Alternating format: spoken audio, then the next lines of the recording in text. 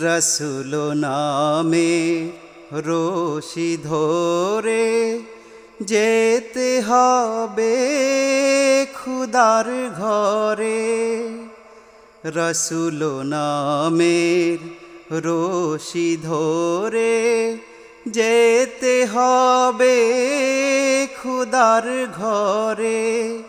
নদী তরঙ্গে যে পড়েছে ভাই, নদী তরঙ্গে যে পড়েছে ভাই, দরিয়াতে সে আপনি মিশে।